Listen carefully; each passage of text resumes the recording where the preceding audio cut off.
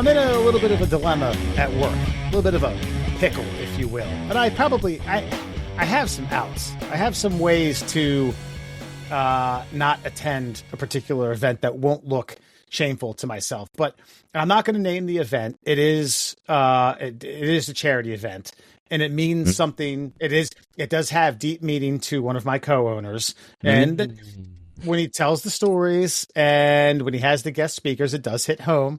I am emotionally moved, and it is the charity itself is phenomenal, and what they represent and what they're trying to accomplish. But the last 4 years, we've done it at a brewery. Okay. And it starts at you get there at 9 a.m. and you're there till 5, and the bar opens at 9:45, and it's all you can drink. Okay. Okay. You got some positives, you got some negatives here. Scales are balanced right now. And I will say this year I was planning on either boycotting respectfully or semi-boycotting, showing up and doing some work and doing some help setting up, and then just leave at an appropriate time. I failed to mention there is catered breakfast and there is a catered lunch involved as well. And they do offer comped Uber rides. God, you people with good jobs complain about everything, for God's sake. I gotta go to this brewery with my team. Yeah, they're gonna feed us. Yeah, there's gonna be unlimited booze, but I gotta listen to a speech. No, so sorry for you. That's all I have to do.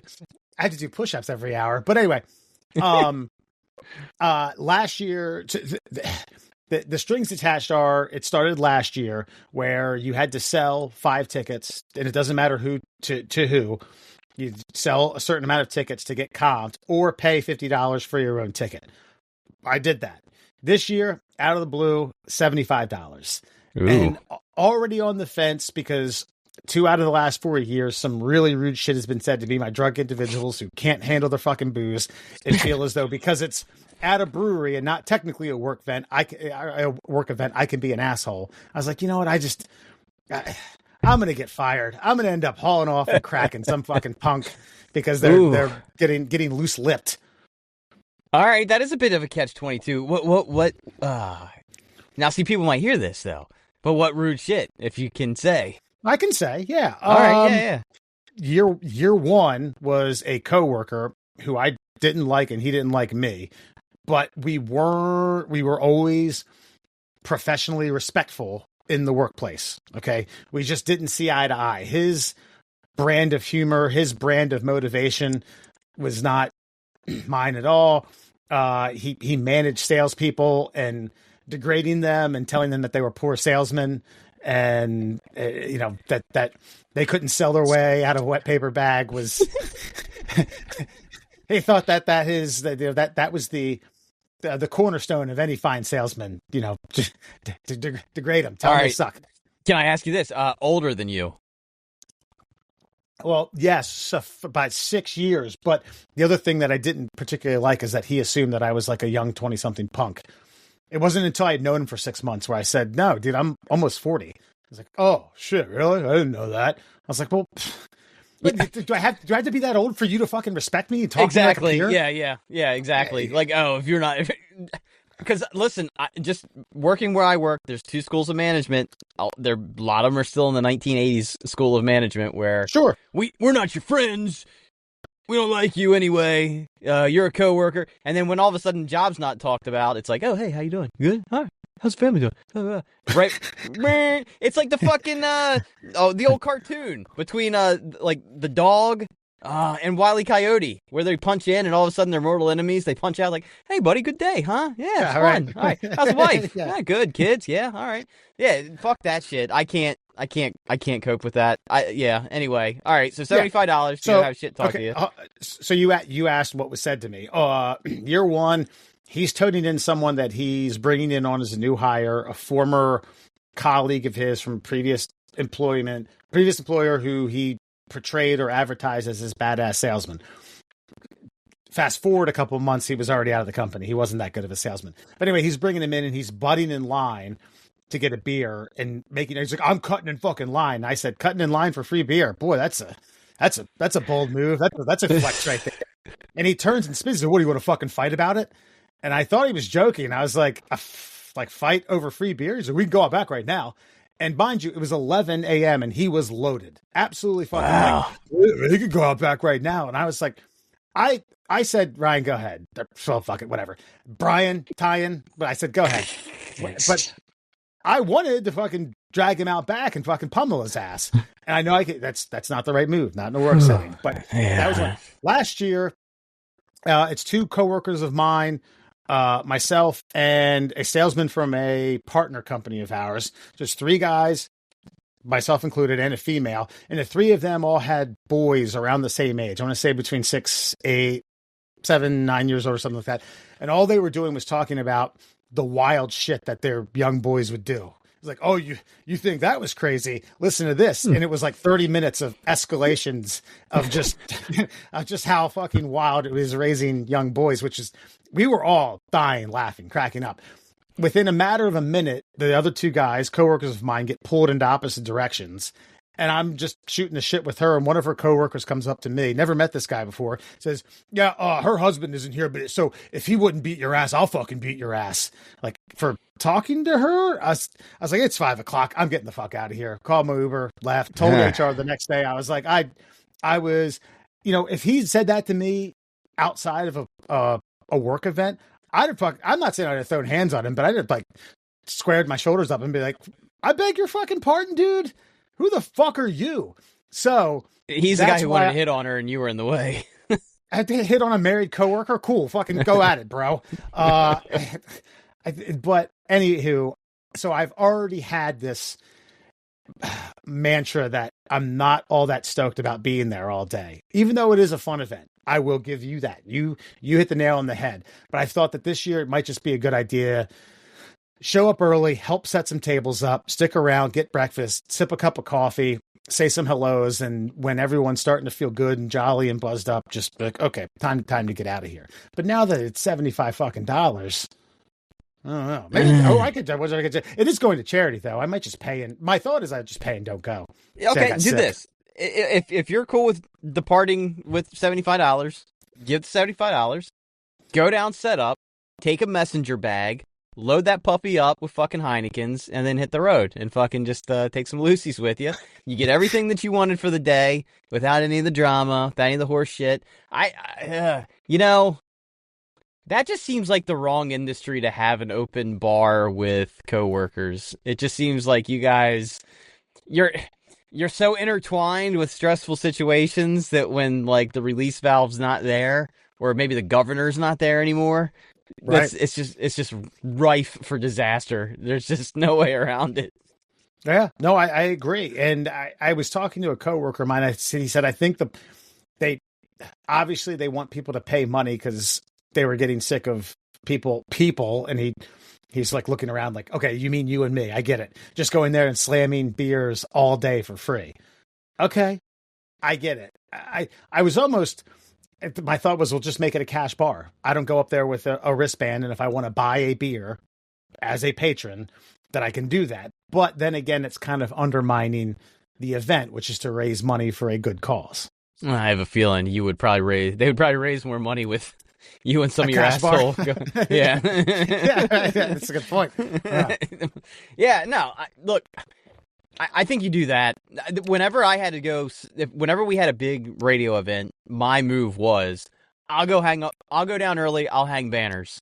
And then, I'd bebop for the first 10 minutes or whatever the event was. Heck, all right, yeah, man, I've been here since, I was 2 hours before everybody else. I'm gonna hit the road. See you later. Because I don't got time for that shit. Unless you're there with a friend. Can you take Sarah? Can she come with you?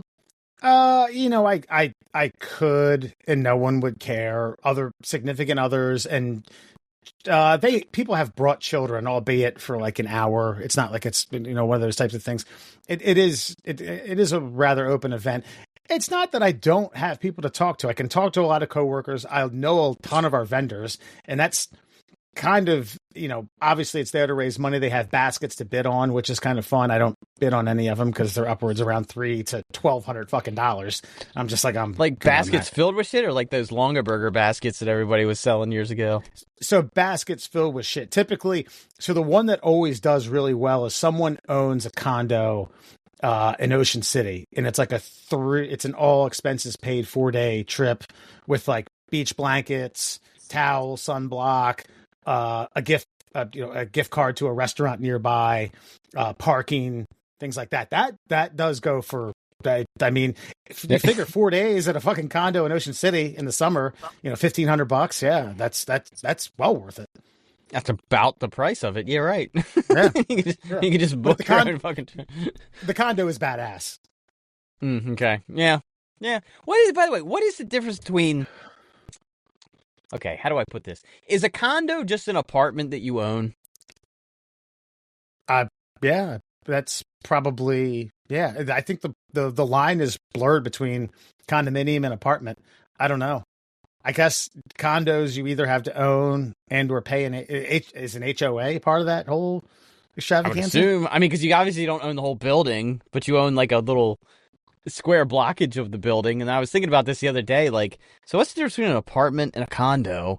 I'm like, well, I guess you buy the condo. You never get to own your apartment.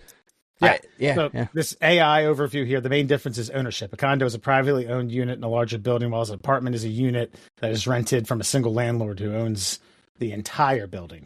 Ooh. See, I always, my mind was always that there was a differentiation in square footage and amenities and things like that. Like apartment was a little bit small and a little bit more bare boned, and a condo just had crown molding and carpet. Yeah.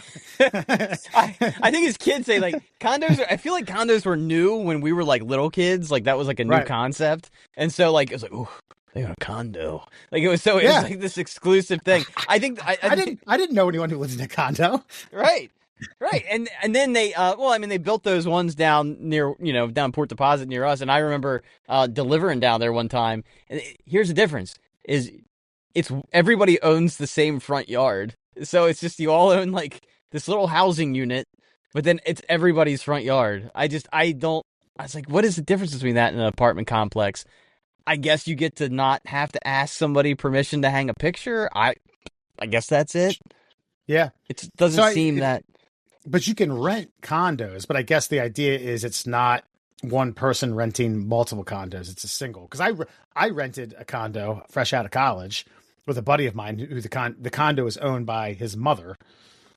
Yeah, I get that. I mean, it's your place. I mean, I could probably rent my house out if I didn't want to live here, but if you own it, you can rent it. So I guess it's like a square and a rectangle, One is always the other, but the other's not always one.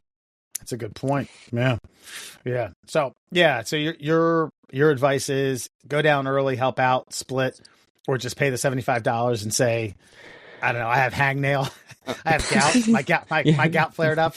I mean, I would say if you really feel like you need to like have a little bit of just a FaceTime, like somebody saw you there, pay the $75, go set up a table, unfold a chair or two, and then just kind of maybe don't even tell them you're leaving. Just be like, hey, just tell them when you get there. Hey, I got to get out of here early today, but I didn't want to be a no-show, so I'm just gonna help set up. And if I run into you later, I'll run into you later. And then just fucking walk out the back door. Just be like fucking gone. I can tell you right now, I could park damn near in the front of that thing, and if I left either just before or just after lunch, no one would know.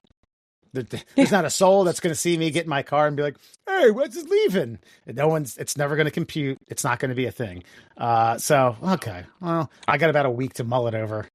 I just know the Fox genetic makeup when it comes to like free food and booze. I mean, I know you're already paying the $75, but you guys get your money's worth when one of these events pops up. That's for sure. That's right. And I guess it really starts to, Sarah made a point because I brought it up to her and she's like, is the differentiation, is the difference maker that $25? I was like, yeah, it kind of is. Yeah, it's the principle. I feel like $50 is really where the money was, and $75. Yes, I'm going to drink. If I was there all day and have done what I've normally done, which is like wait for the first person to get a beer, like, okay, cool, gates are open. All right, he's drinking, I'm drinking, and then leave around 5, because they all go downtown to it. They all party more. I don't do that. I usually get out around like 5:30, 6 o'clock. There was once a couple of years ago when there was no drama. It was all fun. Great day. It was one of those like early to mid October days that that the sun's glistening. It's about 80 degrees. Had shorts on, and the beer was flowing. Everyone was having a great time. I took an Uber home early for that event, around 4:00, and I was passed out on the couch. And Sarah came in. And she said, "All I smelled was beer and farts." I walked in on a Friday afternoon. And it's beer and farts. Ugh. And yeah, I passed out on the couch and probably sat there and lit that couch up for an hour. Well, just to just to let you know how good you may in fact have it. The only thing I've ever gotten to participate in extracurricularly at work was we got pizza once as a thank you for working a 14-hour day at Christmas time. So Yeah, that's the beauty of that scene in Office Space when they get the cake. You know what I mean? They're cutting the cake up and they're passing around. Milton said, "No, but they didn't get a cake anytime." Now, Milton, wait your turn. And everyone is sitting there with a fake smile on their face. And Bill Longbirds is like, "No, he wants to christen the cake or have an announcement about how quote unquote good the company's doing." And yeah, that's supposed to be their little piece of paradise. Yeah. Yeah. Nice motivation to show up and do it for another 15 to 20. That's right. What does he say to the Bobs? Your only motivation is just not to make a mistake. Just work hard. Just work hard enough. Work hard enough that I don't get fired. That's it. Yeah, that's right. So what? I push out a couple more, a couple percentage here and there. Yeah. Middle class holes, everyone. Foxman and Murr. We will have Alan joining us here in a little bit. But Murr, you damn near lobbed your ear off. You almost had you're almost like Cactus Jack. Mick Foley. Dude, look, the older I get, the less I like to do. I just want to relax. It's my vacation week. Maria's on vacation. I've gotten up, my big sleep-in time now is 9 a.m. Every fucking day this week, I've gotten up and been like, oh, house is quiet. Wonder what she's doing. Then I start to feel guilt. I'm still back here. She's not in the bed. Let's go see what my old lady friend's up to. And she's nowhere in the house. And I start peeking around. I'm like, where the fuck could she be? Car's here. I look outside every day this week. That woman has been outside with a rake and a shovel and just beautifying one little piece of landscape over another. And I know what's going to happen. If I decide I don't want to participate in this, there's going to be a heavy toll to pay. So I'm like, God damn it. So I'll slow roll it. I'll get ready, one sock at a time, one pant leg at a time, and I'll finally be like, hey, I was looking for you. I didn't know you were even out here. Pull that game. By now it's 9:45, almost 10 o'clock. And then I mosey. I'm like, so what are you up to, crazy lady? Like, oh, I'm just trying to get all these out of the yard, all these sticks I picked. And I see what she's done. She has done like a landscaper's worth of work in like 3 hours that she's been up since 6 a.m. outside. So today I go out there and she's like, we really need to get some of these limbs away from the house. They're going to scratch up against the house when the wind blows. And I'm like, there's 30-mile-an-hour wind gusts and I don't feel like holding a 15-foot fucking pole saw in the air to get these things. It's like, well, it has to be done. I'm like, can it be done a different day? Well, we're outside now. Fuck. I can tell I'm not going to win the argument, so now I'm out here. I got the chainsaw, I got the pole saw, and I gotta admit, it never would have happened on my watch, but it looks really fucking nice outside now.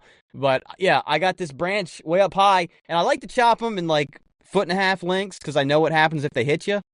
Gotcha. And this one, I had no choice, so I had to end up lopping off like a 15-foot fucking branch, probably about the size of like a barrel of a baseball bat most of the way through.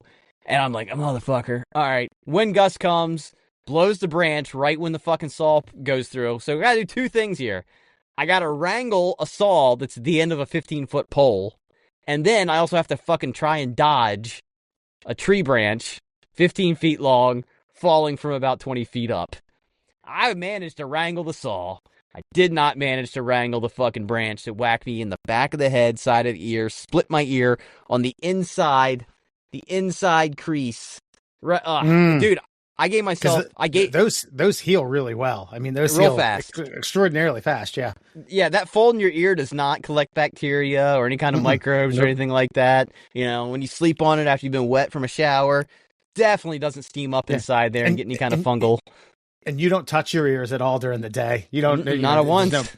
Nope. Definitely don't sleep on my left side when I try to go to bed either. Nope. Definitely doesn't happen there. Putting those headphones on is a struggle. But dude, at 46 now, I can't remember the last time I've been like forcefully fucking whacked in the head. And this motherfucker caught me good. I gave myself a standing 8 count. It happened, boom. I gently put the saw down, and then I did the old boxer squat, like nope, and just sat on my heels for a second. And of course, every woman's favorite question after something like this happens: "Are you okay? What happened? Talk to me." And I'm just giving her the stop sign, like shut the fuck up. Yeah, give me a breather. Give me some space. Give me some air. Am I unconscious? If I'm not unconscious, you just gotta let me be conscious for a few minutes, reflect on my own thoughts, let the pain subside. I gotta squish it down, man. And I have not suppressed pain in quite a long time. Yeah, that's, I know, I'm not saying it's annoying, but there certainly is, it has to be person to person. I don't think this is a male female thing. There are people who do need to do and want to be tended to immediately when they're hurt. I'm not one of those people. And I'll give you a great example. Sarah had bought I had a Ninja blender from my senior year of college. Okay. And I remember this. It was just a goddamn absolute machine, but it had 2 settings, no other attachments, nothing else that made it unique other than the fact that it was a powerhouse and probably could have survived an apocalypse or an atomic bomb. Sarah just said, look, I think we need to let this one go. Okay. I'm fine to part ways with this. What do you have in mind? Here's the same model or the same manufacturer model 15 years later. Here's the bad shit that this can do. All the fucking bells and whistles. Chris, it can make soup. You know what I mean? It doesn't just blend. It does a whole rackload of other things. But I had it in my mind that the attachments and the blades were of the same sharpness as my fucking 2006 blender. And I went to put this thing in the fucking dishwasher and didn't get it on one of the prongs and went and grabbed it and sliced the living fuck out of my finger. I know. I remember this. And I was like, yeah! And ran to the bathroom that's right next to our kitchen, and she immediately rushes in like, let me see. And I was like, let me put some fucking water on it. Jesus Christ! God, give me a second. You will see all of it in its glory here in a minute.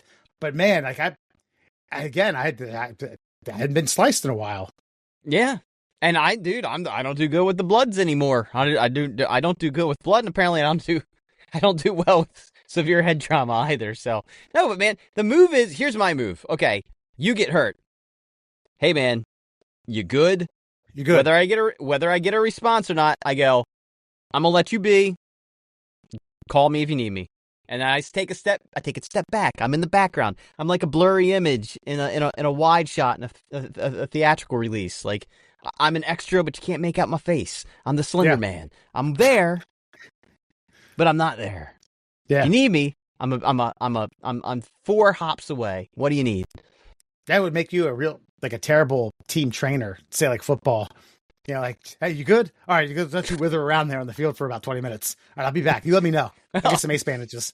That's why I feel bad too, because this guy's withering in pain. You know, whether God knows what it could be, especially in the sport of football. It could be a plethora of injuries. You got teammates circled around you, and this guy's like, all right, okay, I'm going to do this. Now, how does this feel? How about this? Huh? And he's like, oh, yeah, it fucking hurts. That hurts too. Yeah, hurts. Oh, it hurts. Everything hurts. Well, I think there's a difference between, like, there's something you can do, and I mean, a doctor. Honestly, if my wife had an MD at the end of her name, I'd be like, sure, what magic tricks do you know that you spent 6 figures learning how to do? Yeah, then I'm gonna be excited and welcome your help. When you don't know a goddamn thing about any medical treatments at all whatsoever, just back off. When my knowledge is either better or equal to yours, let's call it a wash. You good? That means I need a minute. And then, okay, all right, I'll be over here. That's it. Yeah. That's it. Walk away. I don't know anybody that's ever been punched in the face and needed like TLC immediately. Like, no. Yeah. Let the stars fade away, and I purposefully didn't lie down so she'd leave me alone because I wanted to lie down. I was just like, all right, I'm just gonna sit on my heels, put my face in my hands, wait a second. Everybody needs to fuck off. And I got back to it. We did a lot of shit after that. It's all good. Yeah. Still, haven't had my bell rung in quite some time. I said Cactus Jack. For those of you who are wrestling buffs, you may get that. Mick Foley got part of his ear lobbed off when he was got chucked between the ropes with Vader. I was trying to pull the Reservoir Dogs reference. Oh yeah, a little stuck in the middle with you. Hey, can you hear me? Can you hear that? Oh, dude. By the way, I know we end up doing this every time you bring up a wrestler. So those of you that don't know, Mick Foley played a character, Cactus Jack, who then also played a character, Mankind, and then also played a character, Dude Love. And then at one point, he started, depending on the match, going through either a hodgepodge of each character or whatever. But I saw one of the greatest. Oh my God. So he had a little feud going with Triple H. And he comes out, and the night before, he had just had like a barbed wire match and all this, and he's still wearing the bloody shirt, and his face is all fucked up, and he's like, well, Mankind... On the big screen. Right? Well, no, he's out, he's got the big screen behind him, he's on the mic, and Triple H is in the ring, and it's like, I know you want a piece of Mankind tonight, and I never thought I'd say this, but I don't think Mankind can go again after last night. And then everybody's like, boo, and Triple H is like, I fucked you up, blah, blah, blah. And then he's like, but you know who can?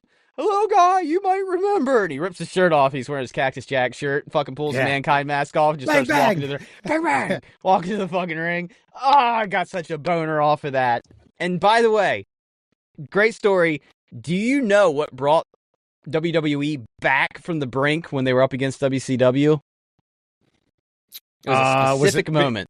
Yeah, because, hold on, if my memory serves me correct, WCW was announcing the results of WWF matches because it was pre-taped, and then Tony Schiavone said, Mankind, who wrestled here as Cactus Jack's going to win the title. That'll put butts in the seats. And they looked at the market, and immediately millions of people clicked over to the USA. Because everybody wanted to see it because Mick Foley, Mankind, Cactus Jack, he was a fan favorite. People were like, this guy's going to get his flowers after all this time and all this blood spilled. You're goddamn right I want to see that. And everybody tuned in to WWE that night. There was also a really good, I don't remember it was like the late 90s, early 2000s, and it was like, it wasn't called Behind the Ropes, but it was something like that where, at that point, there was a blurred line between, wrestling being fake and scripted, and the wrestlers could kind of speak candidly about it, but they had Hogan on, who at that time was in WCW, albeit towards the fading days, and he was shitting on Mick Foley. He was shitting on the fact that he's a glorified stuntman, that he uses his body, he doesn't train, he doesn't do any of this, and it's weird. Hogan constantly needed to be in character in that moment, even though it wasn't Hulk Hogan. He was shitting on anybody on the rival network, WWE, and they had Mick Foley on like a week later, and he's like, why don't you ask blah blah blah, who I had a 30-minute match with? Why don't you ask Undertaker, who I had 27, 28, and 33-minute matches with? You ask them if I'm out of shape. It's not the brand of wrestling that Hulk Hogan is used to. I'll admit that. And I'm not going to win any bodybuilding competitions. I'll admit that. But do you ask those people if I'm out of shape, if I can't carry a match? And I was like, God damn, you plucked a heartstring there, Hulkster. You pissed the man off. Well, Hulkster eventually apologized to him because he's like, I was out of line. It's not what I used to consider wrestling, but you put on a show for those people and we're showmen, and yeah, you're right. I applaud you. My bad. Because look, man, even the Hawkster gimmick it was nostalgic. It wasn't even entertaining anymore. I mean, you wanted to see it, but there's so many. It's like going to a magic show from like the 1980s that's still the same tricks. Gotcha, yeah. And you're like, oh yeah, I know. Oh, look at that. All right, he's going to Hulk up now. Look at him go. He's really excited. Yeah. I mean, I would say, I would venture to guess once a month to once every other month, if I've had a few cocktails and I'm by myself, I watch the Hell in the Cell match with him and Undertaker. Oh yeah, 100%. Dude. Yeah. And I didn't realize this. I knew that those things, I thought that the cage, the ceiling of the cage, I thought for sure they had used like metal clips and like twisted them. They were actually plastic zip ties. Yeah. Because Mankind didn't tell everybody he was going to start on the top of the cage, including the Undertaker, by the way. And apparently, as they were walking across, all you heard was zip ties snapping off the metal. And he actually goes to give the Undertaker a suplex, and the Undertaker like cinches up on his waist and it's like, nah. Yeah. There's a couple times like when JR says, "Will somebody stop the damn match?"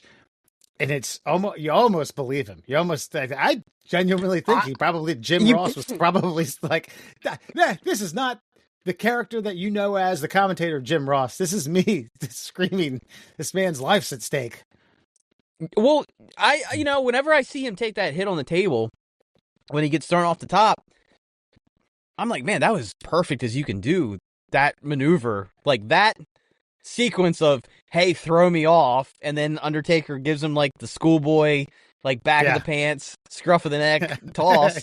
I'm like, I saw people get thrown off of bleachers in a similar manner. That's as perfect as you can hit that table, period.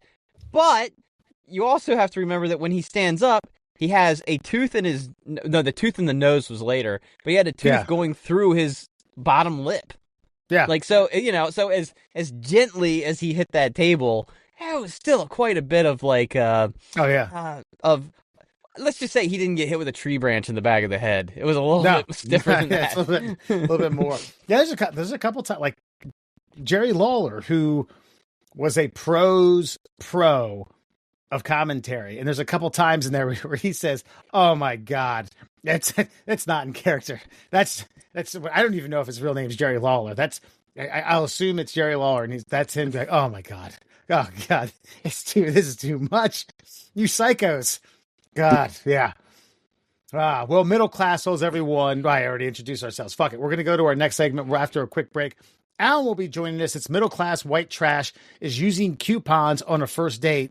Either middle class or white trash. You listen, you decide. We'll be back. Hey, before we move on, we want to take the time to thank one of our longtime sponsors here at the Middle Class Holes, and that is the Shin Splints Recovery Group. Now, if you're a middle-aged white woman who considers yourself a soccer mom or a softball mom or a whatever the fuck your kid's into and you're that mom, and you just decided you wanted to start taking brisk walks because you're on your life journey for a better future, and maybe your tendons and muscle fibers have atrophied from years of doing not a goddamn thing, make sure you visit the Shin Splints Recovery Group on Facebook. They're full of all sorts of like-minded people who don't have a real illness but really want to complain to other individuals, much like yourself, who haven't been active in years and have suddenly created some sort of leg pain that you can't explain. Well, that's why the Shin Splints Recovery Group is there. They have a comment section full of morons like yourself. So go check them out online, on Facebook, the Shin Splints Recovery Group. Now back to the show. And welcome back to the Middle Class Holes, Fox, Man, Alan, and Murr. Tonight we bring you a middle class or white trash. Tonight I present you with a very weird conundrum that starts in the dating world. Okay? Gentlemen, you're out with a date. First date. You, and not necessarily you, but the figurative you or anybody else out in the dating world. You have a great date, some drinks, some food, maybe an appetizer, maybe a dessert, whatever you will, whatever restaurant you're at, and it comes time to pay the bill. She looks at you and you pull out a coupon. A coupon of sorts, doesn't matter what it is, but a coupon that's going to discount the bottom line. Middle class or white trash. Murr, do you have a question about the situation? I don't have a question. I just have a little idiosyncrasy that really aggravates me. When you say the word of the thing that you're talking about, I feel like it's white trash when you say coupon, because the proper pronunciation is coupon, as coupon. Yeah, like because it's coup, like chicken coop, and when people say coupon, that's when I immediately decide I don't want a second date with you, Wes, because you can't pronounce a simple word. So it's middle trash of myself for not pronunciating the word correctly. Yeah. Coupon is pulled out on the first date. Middle class or whole white trash. Thank you. Alan, let's start with you. Oh, man. I mean, I'm not a big coupon user, but I've got I'm gonna say in this economy, it's middle class. Like, you gotta get a deal, you know? Fucking buy one get one free apps at Chili's. Why not, man? Apps are expensive, you know? Why not? Who doesn't want fucking cheese sticks and fucking chili dip too? You know, I don't fucking know. But yeah, I think, hey, man, it's not that bad. Yeah, that's it. I'm going to leave it at that. I got no other qualifiers. I mean, I think the coupon is, it's made for white trash. It's like, it's made for what it's made for. It's made for middle class people because, like, white trash individuals, like, I don't think they're taking a date to your. Most of the establishments that I think white trash are taking their dates to are not offering coupons in any kind of publication, anywhere that you would get coupons in the mail. Like, see, yeah, go ahead. So I think they're trying to attract middle class people that want a higher class time at a middle class establishment. And if you're going to go on a date with this person, look. If they ask, like, oh, why'd you pick this place? Like, oh, I got a coupon. I think that would be a funny icebreaker. And if the person that you're taking out on the date scoffs at that, then they probably ain't the right person for you. Yeah, I think this is the thing, right? The concept of fucking now I fucked myself up because I was gonna say it one way, I wanted to say it the other way. So I'm a coupon person, by the way. Anyway, the whole concept, like you were saying, man, like, yeah, it's geared towards a certain demographic. Like, it ain't for rich people. Like, rich people don't need, you know? And like I said, the establishment's like, when you ain't getting fucking, you know, a coupon at fucking, you know, Ruth's Chris, probably. Or maybe, I don't know, that's a chain. But you get my point. Like, the Chili's is more apt. You know what I mean? Yeah. They got fucking free fried ice cream at Chi-Chi's. If you buy an entree, like, it's for not necessarily white trash in general, middle class, lower middle class to middle class tops. Upper middle class is even too good. Yeah. Like, they're not going to fucking Applebee's. It's for lower middle class to feel like upper middle class. Yeah. For a night. Yeah. Yeah, and you're taking a first date. And who doesn't love a bloomin' onion? You get to subtract $12.50 off your bill. Fuck yeah! Why? There's like a high school kid in a button-down shirt, two sizes too big. Fucking class, baby. Well, let me ask you this, Wes. You're the master and commander of this bit here. So, what is your goal with this date? Is it a one and done date? Is it are you setting the date up for a one night stand, or are you like, hey, I'm interested in this person. Let's take them out, meet each other, greet each other, see where this goes. Well, I mean, I think you're not going to figure that out in the first 10 minutes. This is going to be established through at least dessert. Well, sure. So what I'm getting at, though, is this is someone that you would like to perpetually date if it goes well, right? Court, yeah. But I also think, like, if it's a dead end date, you could also whip out the coupon. I mean, you're not going to pay full price on a shitbag date. Like, all right, hey, this is over with. Oh, at that point, but see, at that point, though, it doesn't matter if it's middle class or white trash. That's just a money saving option that you've got literally in your back pocket. So, if anyone, I guess the point would be is if you're paying the bill, the most middle class thing in the world is to save money on the highest class date you can possibly afford at the time. So if you're going to pull out the coupon, the person sitting across from me be like, wow, this is a sensible, reasonable person who likes to have a good time. They ought to be attracted to your frugalness, your ability to save a dime. You know? Exactly. That's the point. That is the definition of middle class, getting the most bang for your buck in any situation. I mean, okay, let me ask you this. Do this. Make it white trash for me. I'll make it white trash. It's from an episode in Reno 911 where Dangle took out, what's her face? It's the white girl on the show, because she thought she was pregnant and she was trying to figure out who the father was. And he said, I'll have a steak quesadilla and she'll have something at equal or lesser value. Such a good show. There you go. I want to trash it up for you. Okay, yeah, you did. All right, fine. I'll amend. We'll put an asterisk here. If you are not like that, yeah, if you are dictating the order based on the coupon, then yes, that is white trash. However, if the coupon enhances your dining experience, I just think it's middle class. sure. If you keep it in your back pocket and just happenstance at the end of the night, it happens. Save a few bucks. Then you pull it out all majestic, like you're a knight, like you're Martin Lawrence in The Black Knight. I don't even think you announce it unless you want to be like, make some sort of like charming quip like, I have a coupon, and slide it over all coy like, or you just get the black book, and as you slap your credit card and or cash in there, you just you pop the coupon in. See, this is where I might have to play God. I think she's got to know. I think she's got to understand. Okay, and that's fine. Okay. Yeah. Okay. Well, in this era, I'll also let's amend it. Cash or charge? Which one's more white trash now? Cash.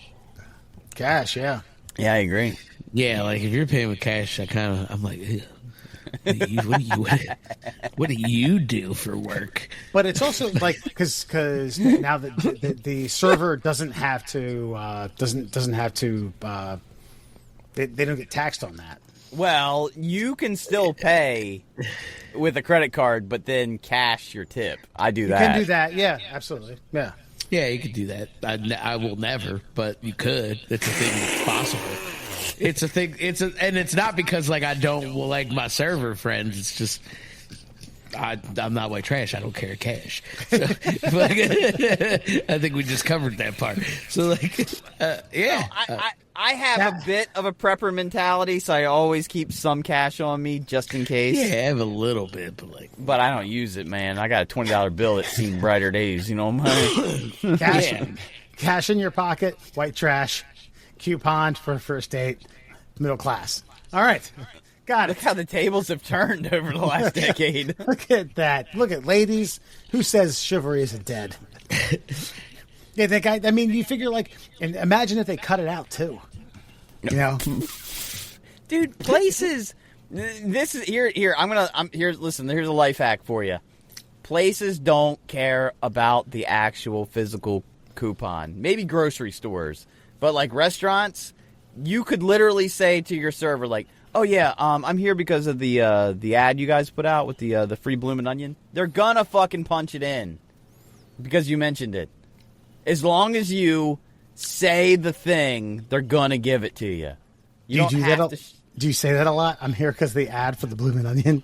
Well, this is an example, but I will say in the past I have said, "Hey, I saw in the paper that you guys had a free bloomin' onion with any entree," and they're like, "Oh yeah, we're running that special." I'm like, "Can I do that?" Yeah, sure. That's usually how that goes because the server themselves are like. They're gonna borderline. get tipped on it. Yeah, they're borderline white trash. They're like they know that I'm going to tip you on the price of the fucking bloomin' onion. And by the way, Alan, what I do is I tip 22% because of the taxing thing. Yeah.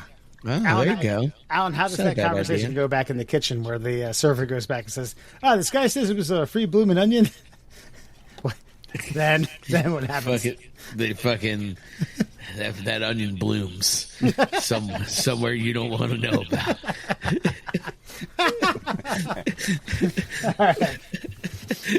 All right. That's how that goes. That is tonight's middle class or white trash. We'll be back with more middle class holes. Well, we're just going to have to use our brains. Damn it. And now, Fun Fact Friday. And let's get to it. It's time. It's time for 5 fun facts for you fuckers on a Friday. Brought to you, of course, by our many sponsors. They're high-class sponsors when most of them are on Facebook. You can find the Shin Splints Recovery Group on Facebook. Also, Flat Earth Science, Advocates for Truth. And our other sponsor, the Cuckster. Make sure you check out the Cuckster. You can find them on both TikTok and Instagram. That's Cuckster for Life. Cuckster for Life on Instagram and TikTok. now that I've got access to the Sora AI video making, I don't know. Maybe we can create some brand new scenarios for the Cuckster to find himself in. That's right. It can only, our imagination is the wall. Dude, and by the way, now that I started making these videos, it's harder than you think, but it's easier than you think. It's easy to come up with ideas. It's hard to make it make the thing that you want it to make for you. Sometimes you get some happy accidents. Sometimes you get some, how the fuck did you interpret it that way? But you know, I mean, when I ended up making the Colonel Reen, I don't know why they decided that Colonel Sanders should have Wolverine claws come out of his fingertips, all that jazz. I don't know, but it's entertaining. So do make sure you check out our page, the Middle Class Souls on TikTok. We're going to be putting those in here and there. Absolutely. I'm glad you promoted that because it's, I feel like we're in a good sweet spot where you're making these things and there's going to be these happy accidents with what AI interprets. And I'm not saying that it can't get better or funnier. It will. But I almost feel like 10 years from now, we're going to be looking at those like, God, how did AI do that? That's so stupid. Why did he say that when he said that? That's kind of what makes it funny. Yeah, no, 100%. Like, so, what I'm fascinated by is the fact that it comes up with its own dialogue. And, you know, if you'd use like, by the way, Randy Macho Man Savage is the only celebrity who apparently never registered his likeness anywhere, so you can use him free reign all day. Good luck with anybody else. Though, the tack for Colonel Sanders is a famous-looking Kentucky colonel. That's how you have to type in Colonel Sanders to get his likeness. But the fact that they punched Macho Man in, and I don't tell him anything to say. I give him no quotes, and he's just like, "Oh yeah, brother, dig it!" Like that's spicy. They know every phrase that Macho Man would regularly say. It's fucking amazing. But that's that. Let's get to this. 5 fun facts for you. On a Friday, did you know Robert Earl Hughes, the first Guinness World Record holder for the heaviest man in 1955, weighed up to 1,067 pounds. But John Brower Minoche, the current record holder, peaked at over 1,400 pounds in 1978, stripping Hughes of his title by over 300 pounds and remaining unmatched because Guinness discontinued the heaviest living records. That's, you know why? What, health? Well, people were going for the record. Oh, people were purposely gorging themselves to become a Guinness record. Listen, I don't remember the names. My parents, I would say like I complained to my parents or forced their hand to buy a Guinness Book of World Records book every 2 to 3 years. I just asked, they did it. It wasn't, my mom was just happy I was reading something, but they did have, and it wasn't necessarily human achievement, but somewhere early on in the pages, Guinness always wanted to do like tallest man, tallest woman, tallest twins, heaviest person. And they would show pictures. And I remember somewhere was like, it had a timeline, one of these bigger versions of the Guinness records. And these are like dudes in overalls that had to be crafted by some designer that hired, hey, make overalls for 1,000-pound man. Like, ooh, what's the waistline? Right. The equator. All right. I don't know. I can remember seeing, they had biggest twins. And of course there's a female version. And I know men have fetishes, but yeah, these were just 1,000-pound human being. Jesus fucking Christ! And then they think about it like that 1,400-pound man was probably shitting on the guy who was just a tick over 1,000 pound. Like that idiot couldn't fucking some little guy. Yeah, right. Yeah, dude, 1,400. I weigh 130 pounds. So at 1,400 pounds, that man weighs 10 times me. 10 of me would make one of him. Yeah. And I would just say God bless Guinness. I don't know. Do you agree? I mean, no, I think they're right. Human element to it. Yeah.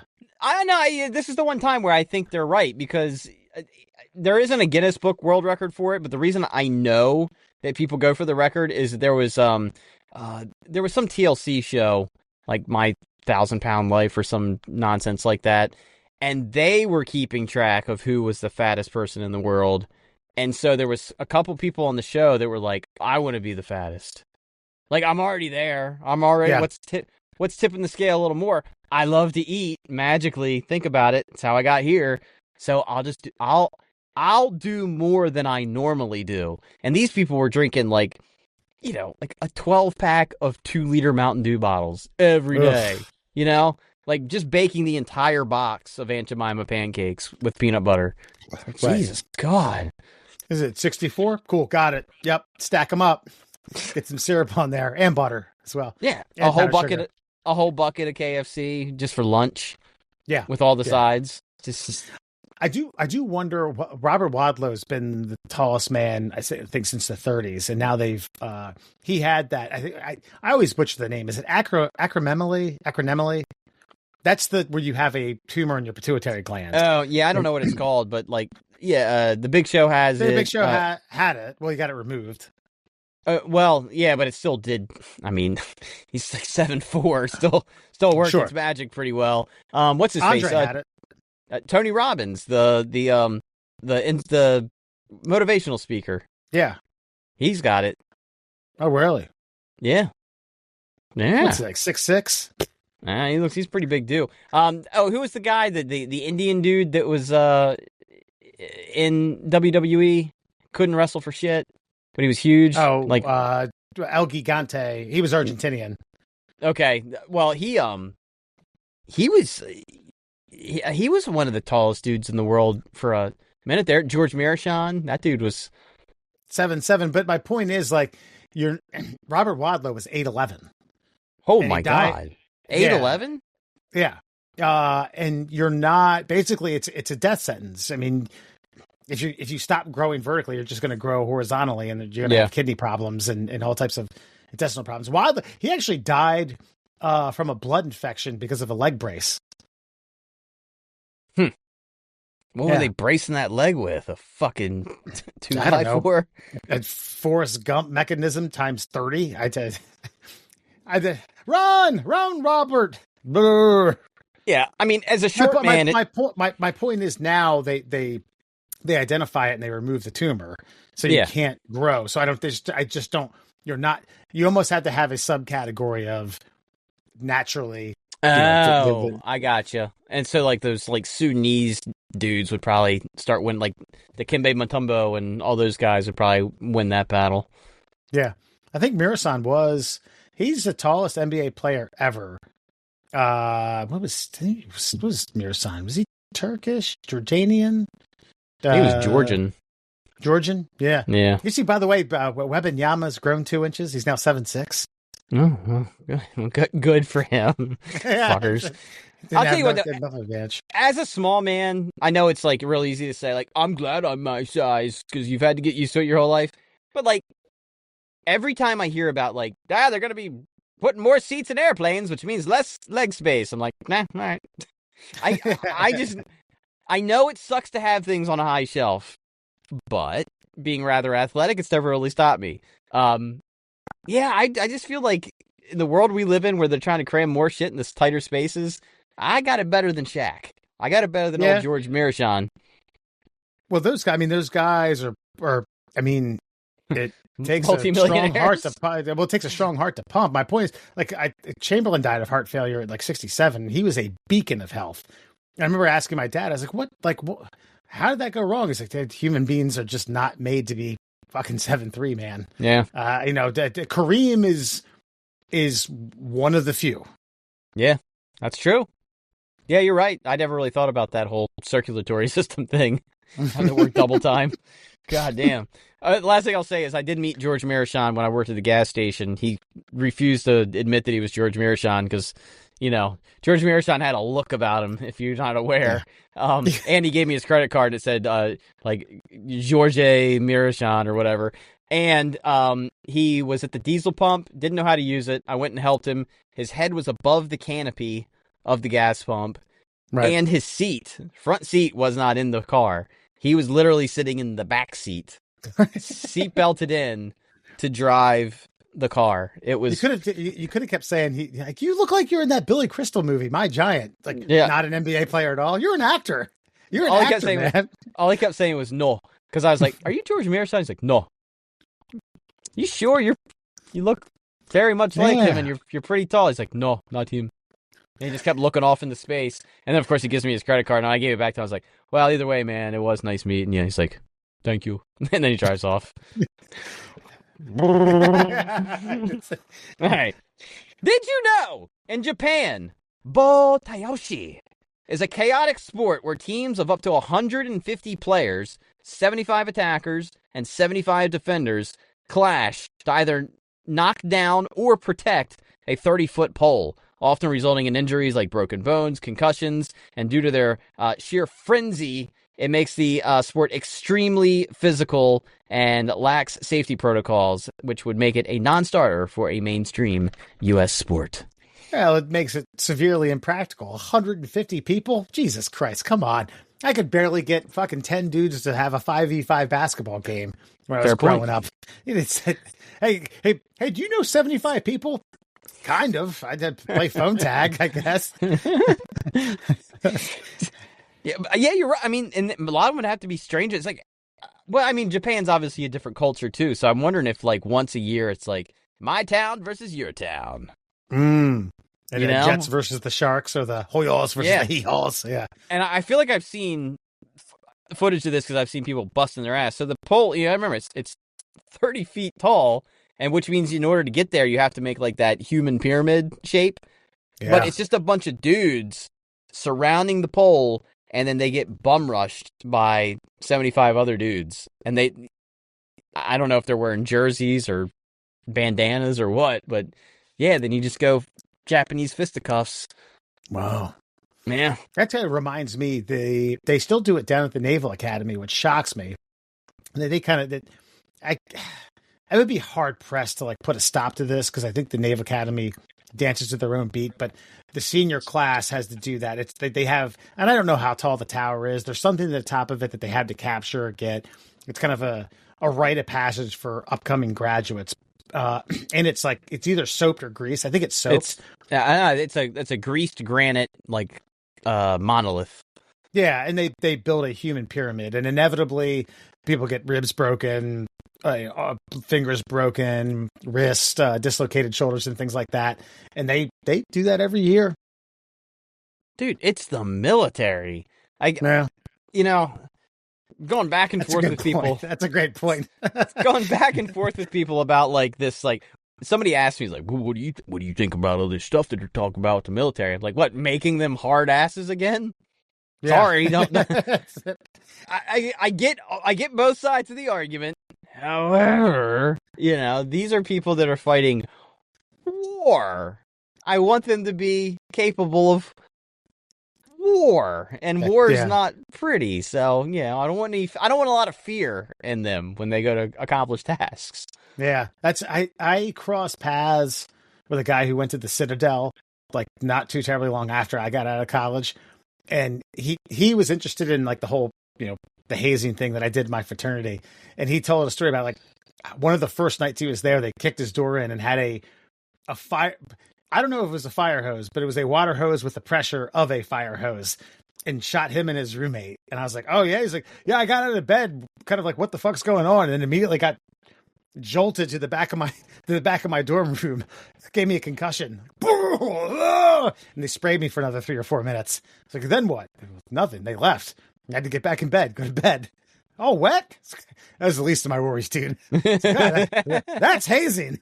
That's hazing. Well, you call that, and then, in training, they take them out in the middle of the night in a mud-soaked field when it's probably like 50 degrees out, and then they shoot off dummy mortars while, get sleep, and they lean against each other's backs and try to fall asleep. Yeah. It's war, man. Yeah, you shouldn't know what you're signing up for. You're signing up for war. Don't be a pussy. Don't complain when they want to depussify war. Hwah. Hwah. Huh. Did you know, in Finland, wife carrying is a competitive sport where men race through obstacle courses, including hurdles, mud pits, and a 1 meter deep water tank, while piggybacking a woman who does not actually have to be their wife, with the winner earning her body weight in beer. It's a blatant gender norms challenge, and potential mishaps make hilarity ensue, possibly going against American sensibilities. I did actually asked AI, like, give me a sport that'll never make it to America. Now, I knew about the wife carrying competitions. I did not know that if you win, you get her body weight in beer. Yeah, so I wonder, like, it's advantageous to you want a heavy bra, but you don't want a Guinness Book of World Records. No. You want to figure out about how much you can deadlift for a comfortable amount of time, and then you got to tell your wife and be like, "Hey, what's Susie up to on Saturday?" Yeah, I'm not looking for a 6-pack. I'm looking for a case. Yeah. What are you pushing now? 130? You got a friend about, I don't know, 180, 185?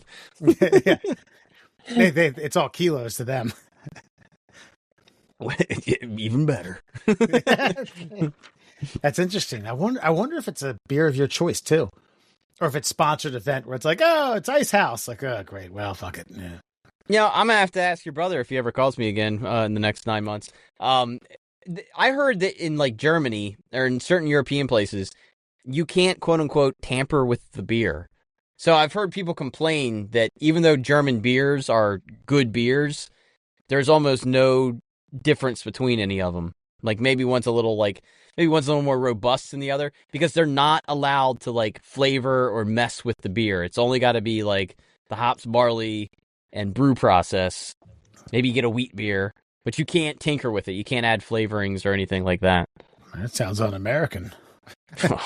Goddamn. Yeah. I mean, I don't know. Look, those people like to drink beer. I don't know that to be true. I'd be interested to know if that was in fact the case. But and the why. I mean, what's the deal? Come on. It's 2025. You got your Dunkels. You got your Lagers. You got your Hefeweizens. Have an IPA. Have a strawberry IPA. Oh, never mind. I was actually up. Go ahead. You first, then me. I saw a great video of a guy, and he was like, I used to be an IPA snob. I was that guy. I'd smell the beer. I'd tell you all about it. Da da da da da. And then I realized I hate IPAs. I'm just an alcoholic, and I needed an excuse to sound smart about while I drink. I thought it was pretty fucking clever. I was up where I go and watch the Newcastle games. There's like 28 beers on tap. And the bartender was handing out free samples of what it was an IPA that tasted like Captain Crunch with crunch berries. And I know you raised your eyebrow kind of thinking like, oh, that might be doable. No, it was not. It wasn't disgusting or repulsive. I just didn't want to have a pint of it. And someone said, I think she's handing out samples so they tapped the keg because no one's buying it. And there was probably 30 of us there. And I was like, well, that makes sense. Yeah. That shit sucks. I ain't buying that. Yeah. One thing I can't get down. Do you like a sour, like one of the sours beers? No, I'll never buy one. And if it's somewhere where I have to have one, I'll have one. I think I can get one down, but all it does is remind me of how much I just like beer. Yeah, thank you. Because I don't know what that is. It's not. You can't tell me that's beer. It's like anybody that's ever had like a Warhead or a piece of toxic waste candy. It's basically like they just took all the sour stuff and scraped it off and put it in seltzer water because it sure ain't a beer. I don't know what it is. I remember the first time I got one, I was like, oh, it's going to be, like a Heineken with a little bit of bite to it. Oh, so it's vinegar with alcohol. Got it. Okay. Yeah, it's like it's like the person who liked woodchuck cider, but just wasn't content. Like I like this, but what really make this fucker really better, a lot better? Just smash a couple warheads and put that in this puppy. Right. Yeah, there you go. I'm glad you said warhead. I actually had one a couple of days ago. Oh man, what a warhead. Yeah. Yeah. Well, when you have an 11-year-old, that's the bag of candy they get.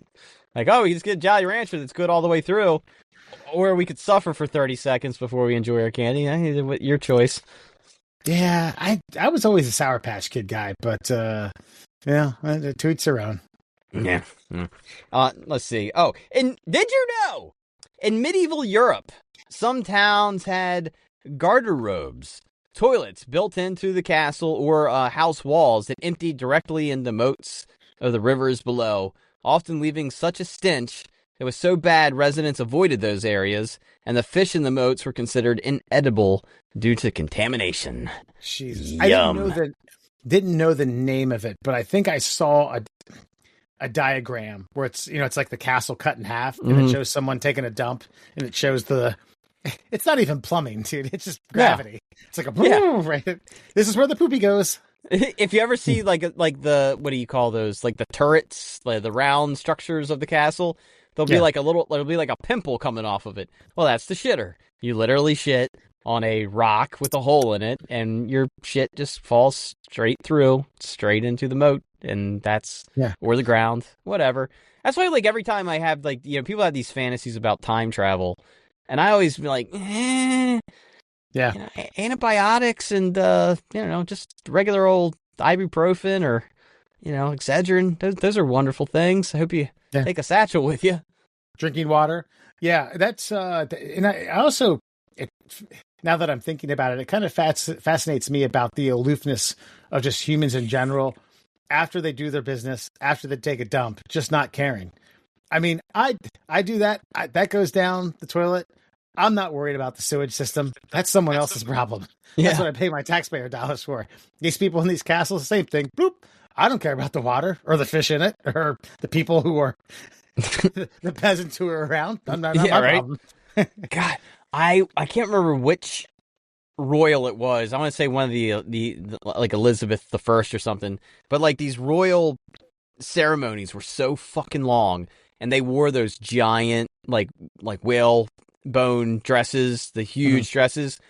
Well, she knew what she was in for, so she had like one of her chambermaids under in her dress, and with a chamber pot in there for her. Ooh. So she was just pissing and shitting whenever she had to, while this whole fucking pomp and circumstance ceremony was going on. Just like old Betty Lou under there catching some goo. I'm here to serve the queen. I'm here to serve the queen. That's yeah. That's Guinness did a good thing by not taking weight anymore. Perhaps expediting these services, that way someone doesn't have to clean up someone else's shit and piss, literally like a goddamn dog. That's it, with paper bags. God, so the next time you think disparagingly of your local plumber, think about all this. Yeah, I had gotten into these long, like 10-minute history lesson things that are all AI animated, explaining why peasants or common folks or middle class people in like the 12, 13, 1400s didn't drink water; they drank beer because the water just wasn't. It was all fucking contaminated. Well, not just with the human piss and shit. I mean, but also just like rats, microbes, just all the bacterias. And I guess back then it wasn't as bad. There wasn't a lot of the industrial stuff, but there's a lady who wrote a book. I was like listening to an interview with her, and she's learning that serial killers, like you always hear about the Pacific Northwest, that's where all of our smelting facilities were, where they were like lots of lead being melted and leached into the water. And apparently, like a lot of these serial killers, you can almost track each and every one of them to where they grew up, right near one of these like smelting facilities. Dahmer, was he around one of those? Yeah, like I think so. She basically all the greatest hits all have a link. All have a link to those areas. Grunge music and serial killing. Got it. Yeah. Yes.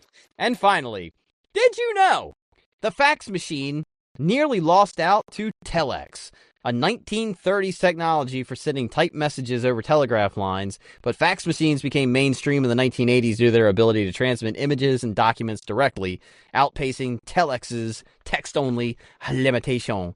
But what's ironic about this, I mean, I feel like text messaging just outdid fax machines. Oh, 100%. Yeah. I couldn't tell. Bless her. Sorry. There we go. Had to get that out there. I was burping, by the way. I mean, we as a company sell fax machines, and I'm like, well, to who? Who the fuck's using these fucking things? I know that I guess it's just like some businesses here and there, and I know, when I was a teenager and into my 20s, small businesses relied on them. Because if you were getting a contract faxed through and you could sign it and fax it back. But yeah, man, you're right. Text messaging. Bring back T9 Word. Where's that at? No, don't bring that back. What we have is fine. Everything is good. Gotcha. I mean, right. talk to text is great now. Used to suck. It's really good. No, but I always think about these types of things like, what if one had just gotten to the marketplace like faster than the other? Or marketed better, or yeah, like what's his face? I mean, if Edison was able to get DC current to like the most houses in like a major metropolitan city, we might have power stations like every quarter mile throughout the entirety of America. But thankfully, Tesla and Westinghouse were able to be like, nope, AC current works. Look at this. And then now you know what I mean? Now we're not cluttered with all this shit. It always makes me wonder if like we had maybe started at internal combustion engines before steam, how far along would we be? If we had started at batteries before combustion engines, how far would we be? Like, what's that one technology that we thought was great and we're like, yep, this is the bee's knees. And then if we had just given it a beat and gone the other way, we'd be further along. Yeah, or the lobbyists of the companies who have now, putting their fucking stakes and dug their heels into the world, who won't let things go, like gas. Yeah, no, listen, I'm not going to sit here and do the electric car is amazing. Well, the electric car is amazing. Sorry, like it is. Like I was against it until I got one. I was honestly mesmerized by the technology that was other than the actual electric motors in the car. I was like, I just want that screen. I want this. I want that. I want the self-driving. And then I was like, holy shit. When you push the gas pedal, it's like, what have I been doing with my life? Right. There's still folks out there that will mock the piss out of an electric car without ever having touched one. I'm not saying you're wrong. Gas-powered cars have their use, but they only have their use because they've been so prevalent your entire life that yes, there is a gas station on every corner. Yes, putting gas in your car takes 45 seconds to 5 minutes, depending on how big your tank is. You're right, it is convenient. But is it better? Is it? You should try one. See what you think. Yeah. Yeah. I mean, if you did want to be quote unquote a good citizen of this earth, makes sense. I don't think electric cars are any less polluting. I think the misery Mother Earth goes through to develop the batteries at this point probably outweighs the misery Mother Earth goes through to like sucker fossil fuels dry. But I don't think they're any cleaner. I think that's just I think that's horseshit. They're just better. We need to bring back leaded gas. That might be the trick. That's another thing. There was somebody. What was it?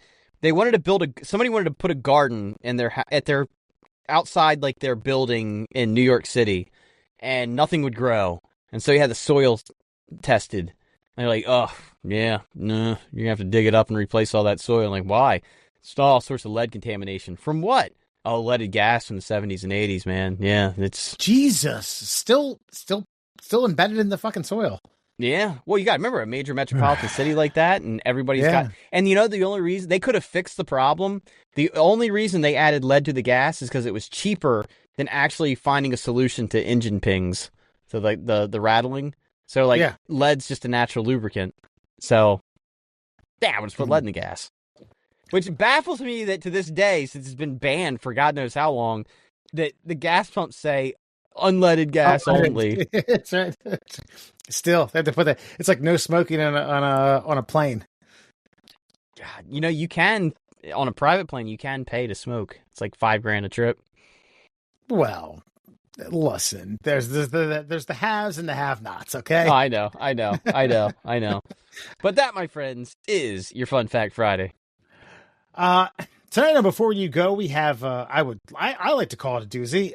The Museum of Play is exhibiting their 2025 Hall of Fame potential inductees. There's 4 games here, one of which I know nothing about. I'd like to hear if you do know anything about it. But what's it? The Strong National Museum of Play? Is that a thing? Is that a real Yeah, they're the ones that do the Toy Hall of Fame every year. No, I meant like, is there a museum? Can I go and see this in Albuquerque or fucking San Sure. Jose? I don't know where it is, but yes, it's a physical location, and all you're gonna do is see like Monopoly box. You know, they probably sell. If they want to make money, maybe they sell a version of this toy on the way out, gift shop. I don't know though. Look it up. The beauty of the internet. It's in Rochester, New York. Check that out. Get up there. Yeah, you probably have some lead and gas, lead in your soil. At some port in some garden somewhere. Okay, so there's 4 games here that are candidates for the Toy Hall of Fame. First of all, we're going to start off heavy hitter. This has got to be this is like a Sandy First ballot. First ballot. This is a first ballot Hall of Famer, Battleship. Oh yeah, 100%. And the beauty of Battleship too is you learned which one of your friends was a fucking cheating ass liar. That's right. Absolutely. You know that aircraft carrier had 4 long or 4 wide. Well, 5 on the aircraft carrier, by the way. Battleship's 4. Yeah. Gotcha. You get down to a destroyer, that's only 2. But no, I remember at one point, I can't remember who I was playing, but the way the map was set up, there were no slots that were like, they were all 5s, and I named one, and it was the last one that had 5 slats, and it's like, miss. Like, well, where's your fucking aircraft carrier? What? I had to hit your aircraft carrier. There are no more spots on the board. Oh, yeah, hit. I'm thinking, how many other fucking hits did I have, you piece of shit? Dirty cunt. It's just, maybe that's why it's not a first ballot Hall of Famer. It was more of a psychological thing. Friendships were broken up via Battleship. The thing got flipped. But what I will say, and this was way ahead of its time, we had electronic Battleship. Now you didn't even have to ask. Now this thing took like 8D batteries and weighed more than a fucking leaded car battery. But you fucking God knows where their batteries went, right? You actually slid these little like buttons to like A7, and you would just go boop boop, and then you would hear like a cruise missile taking off, and then you'd hear like a splash, or you'd hear yeah, and then you mark it on your pegboard. And they didn't know which one you hit. Milton Brothers got ahead. They understood that people cheated, and they got ahead of the curve. Which actually reminds me, a good friend of mine, the Raxon household, ended up getting an electronic dartboard for Christmas. And within the first, I don't know, I was not there. I was there the day after. My guess is within the first hour and a half, it got broken. People were like Nolan Ryan these fucking darts into it, and the scoreboard was like, and then flashed, infinity or fuck you or I'm broken.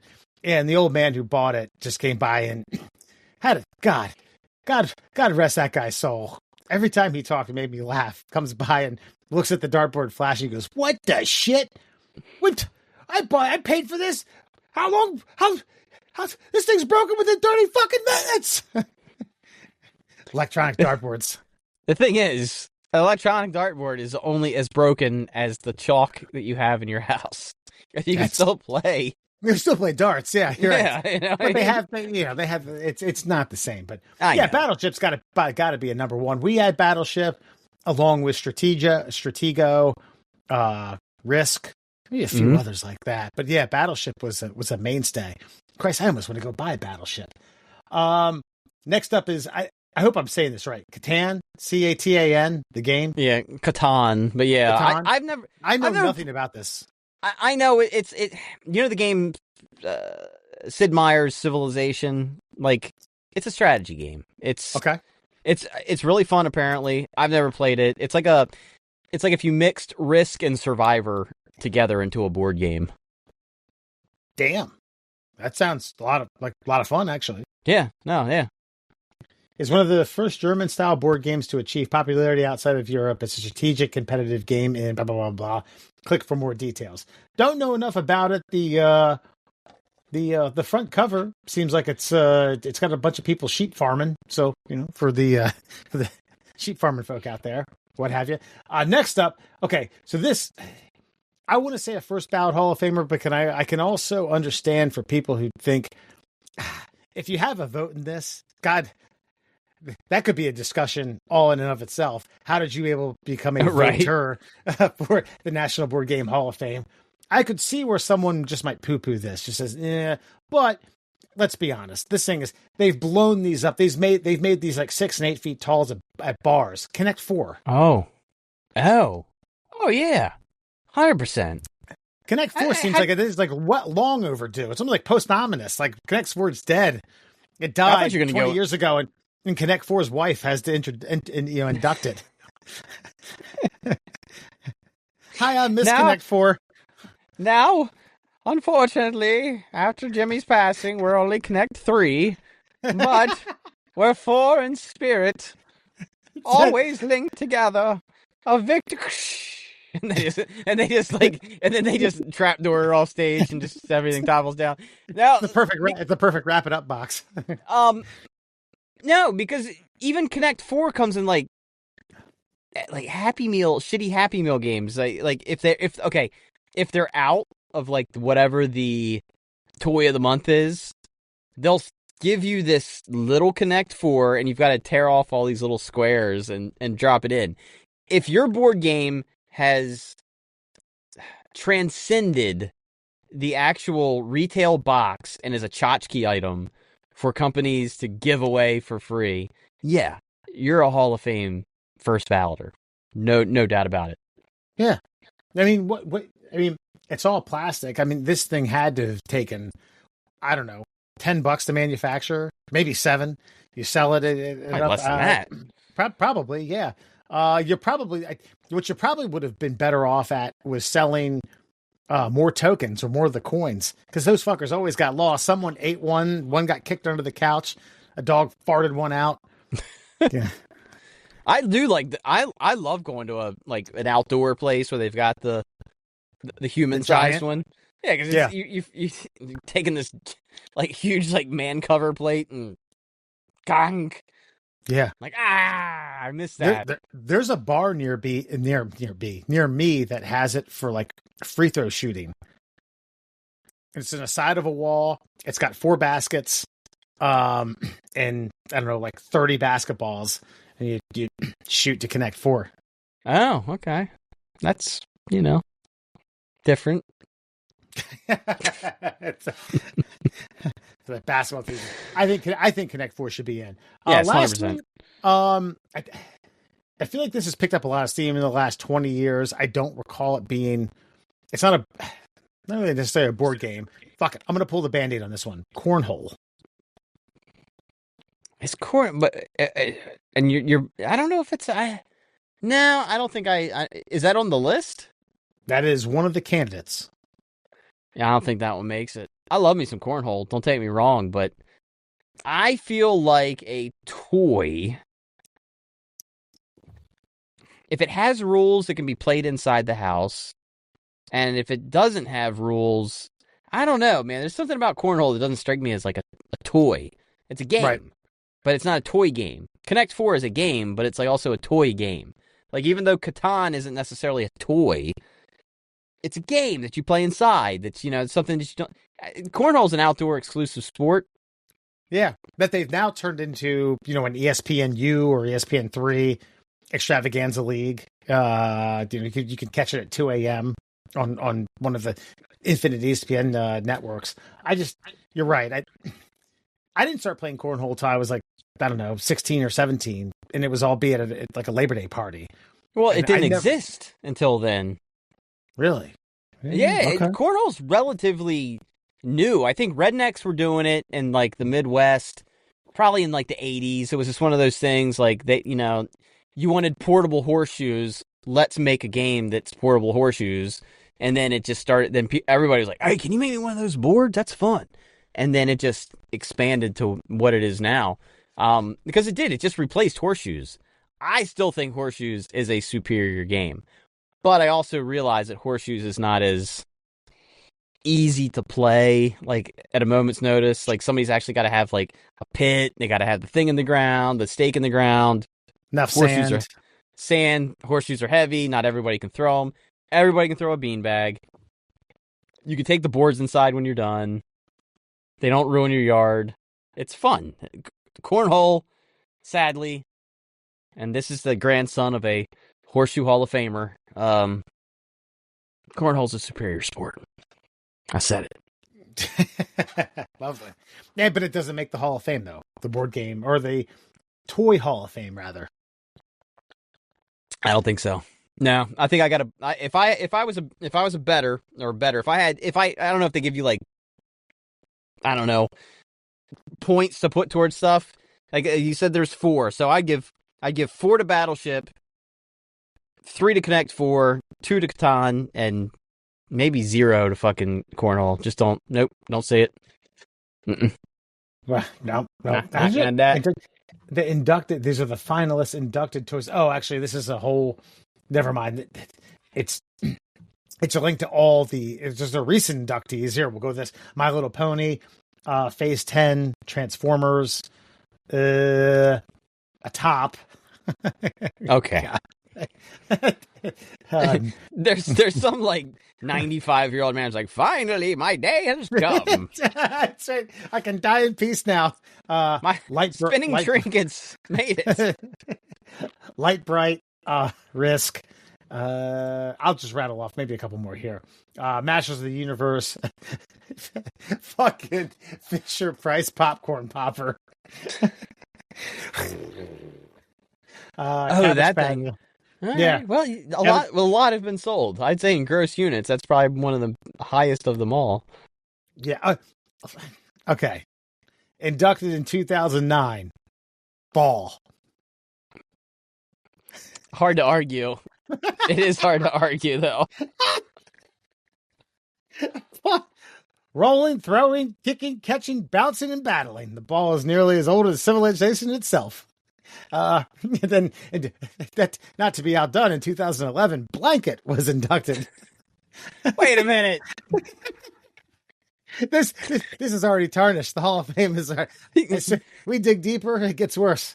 I bet there were some Native Americans protesting that one. Yeah, yeah. I was actually going to go back and blankets weren't fun for them. No, it's a survival toy. Oh, we could actually end on this one. Christ, do you want me to load more? Because I was going to end on the Atari 2600. Yeah, I mean those are all. I mean, look. I think it's hard. It's hard to find a bad toy, and I feel like they did, unfortunately, with Cornhole. That's just not a toy. It's not a thing. It's I don't buy your. You don't buy your like 8-year-old. Oh, you got Cornhole for Christmas? No, that's just not a thing. I don't know. Did you get it? Here's my litmus test. If you have an 8-year-old, and they'll be excited to receive it at Christmas, that's what makes a toy. Yeah. Inducted in 2005, cardboard box. My theory still stands because we got William like a giant. It was actually a cardboard box. It just had folds in it to make it into a little house. He loved the shit out of that thing. Yeah. Okay. So you never went to the house. You never went to the house that I was in before the house that I grew up in. I was at a place in Principio Road for a couple of years. But my dad brought back some just absolute Goliath cardboard box. I'm talking 12 feet by 15 feet by 6 feet tall. God knows what housed that thing. And set it up, and we had it in the backyard. And there was at one point where we were just jumping off the back deck on it. Like, my parents were sitting there drinking beer with their friends. Like, yeah, keep jumping off a 15-foot fucking deck, like a Cactus Jack impersonation. I gotta go again. Gotta go again. Yeah, that's all you need. Parents overspend on toys. Don't buy them anything expensive until they want a video game machine. After that, yeah, good luck, go ham. Save your money for the first 10 years. They don't give a shit. They just want to pretend and have fun. But as we wrap this up, I do want to say I have stumbled upon a game show. And again, I got to ask your brother who's now in Germany. It's a German game show. And the whole game show is they will give them random items and a knife. And they cut these items in half. And they weigh each half. And whoever gets closest to even wins. And it's the most fascinating. Like, they had a banana. And homeboy, he didn't cut the banana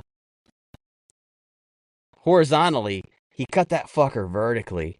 And he was only off by 0.03 ounces. It's just like, Jesus Christ. Yeah, dude. It's a perfect German game because it's a game of precision, But for fucking assholes like me who thinks they can do anything better than anybody else who's attempting the thing that you're watching them do, it's a pressure cooker, man.